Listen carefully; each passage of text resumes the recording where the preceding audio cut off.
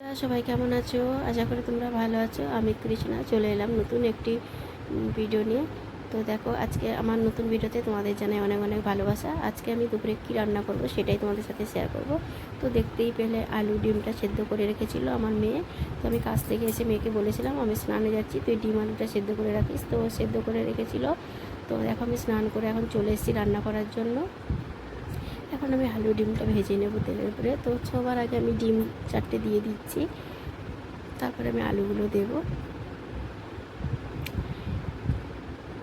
তো দেখো আমার ডিমগুলো দেওয়া হয়ে গেছে, এবার আমি আলুগুলো দিয়ে দিচ্ছি। আর ক্যামেরা করছে আমার ছোট মেয়ে, তো একটু কাঁপাচ্ছে ক্যামেরাটা, তো অনেকটা ছোট তো, আর আমি অনেকটা উঁচুতেই রান্না করছি, তাই জন্য একটুখানি ক্যামেরাটা একটু ডিসব্যালেন্স হচ্ছে ওর। তো যাই হোক, তাও চেষ্টা করছে যাতে ও ভালো করে একটু ক্যামেরা করে দিতে পারে। তো আর এদিকে দেখো আমার ভাত হয়ে গেছে। তো এই দেখো আমার ভাতটা হয়ে গেছে, এবার ডিমটা রান্না হয়ে গেলেই মেয়েদের খেতে দেবো। তো দেখো ভাতটা তো হয়ে গেছে দেখালাম। ওইদিকে চলো আমার আলু ডিমটা কতটা কী হলো ভাজা একটু দেখি। তো এখনও ভাজা হয়নি, একটু সময় লাগছে এর মধ্যে। তো দেখো এই যে হচ্ছে, একটুখানি আমি হলুদ দিয়ে দিলাম, দিয়ে ভালো করে নেড়ে ছেড়ে ভেজে নেব ডিম আলুটা।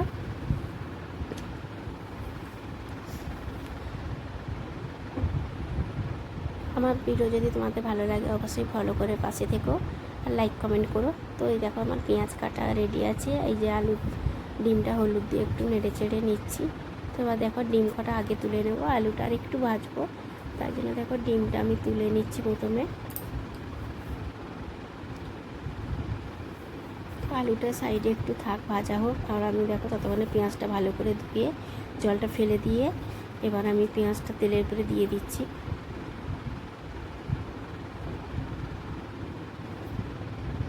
তো পেঁয়াজটা আমি একটু নেড়ে চেড়ে নিচ্ছি। তো এইবার আমি একটুখানি আলুটা আর একটু পরে ভাজা হয়ে গেছে, এবার আলু কটা আমি তুলে নিচ্ছি।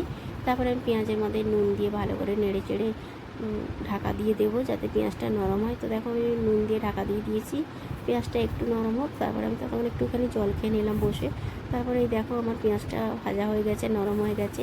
তারপরে আমি দেখো এই যে এর মধ্যে হলুদ নুন লঙ্কাগুলো সব কিছু পরপর আমি দিয়ে দিচ্ছি। তো আমি সব মশলা দিয়ে পরপর আমি ভাজা করে মশলাটা ভালো করে ভেজে নেব। তো তারপরে পরিমাণ মতো সামান্য একটু জল দিয়ে দেবো মশলাটার মধ্যে। তো দিয়ে আমি মশলাটা ভালো করে কষিয়ে নেব।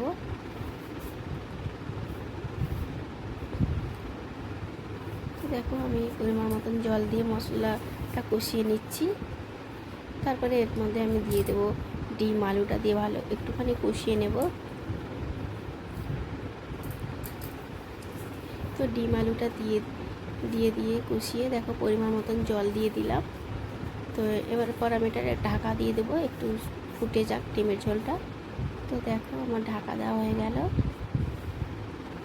ঢাকা দেওয়া হয়ে গেছে। তো বন্ধুরা তোমরা সবাই ভালো থেকো, সুস্থ থেকো, দেখা হবে নতুন একটা ভিডিওতে। শুভ দুপুরে শুভেচ্ছা রইল, টাটা।